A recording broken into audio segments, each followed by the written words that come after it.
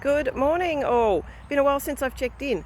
I am out in Dramana, which is down on the Mornington Peninsula, and I'm doing a site walk for some land that we're looking at, and I'll just give you a bit of a cruise around.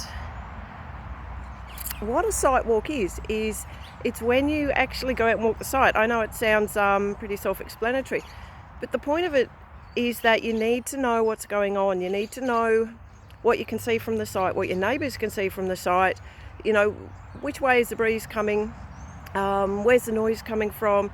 I've walked around this site for about a 2-3 block radius, taking some photos, seeing what's around, because what I'm learning in Victoria is, even though they've got council rules going, you can build this high and you can do this many stories and that sort of stuff, if nobody else close to where you've done it has taken advantage of that, they may stop you from doing that too. So even though it's the rules, it doesn't mean you get to actually build to them.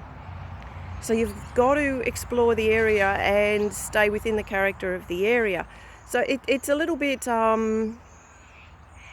opinion based, and it's something that I'm not familiar with. In New South Wales, if these are the rules, then these are the rules, and you work within those, and then within what you can and can't do to affect your neighbours. But there's still rules.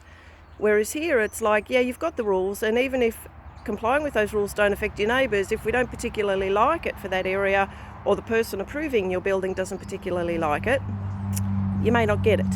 So it's an interesting situation. So it's site walk for me, lots of photos, just exploring a few extra things like those beautiful trees that you can see there.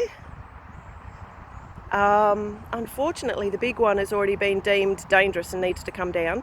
This one here, beautiful, beautiful thing, happens to be on one of the best building spots on the block. So that's something that I'm having a look at. Need to wander around, see if there's any wet patches that seem to be retaining water, more than the others. Yeah, it's an important thing to do. Spend a bit of time on the land. Don't rush into buying it. We've known about this block for a little while now.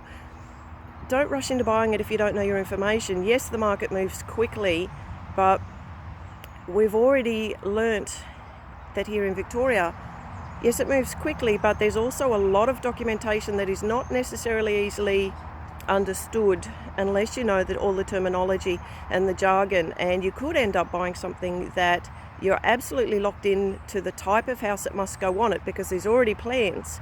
And quite often through the real estate agents, I'm noticing that they won't actually tell you there's plans approved for this site. They'll just do the site. So if you just raced out there, had a quick look around, didn't read your paperwork, you could end up buying land where you don't get what you want on it.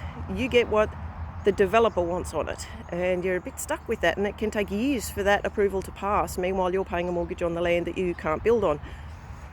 Lots and lots of homework to do.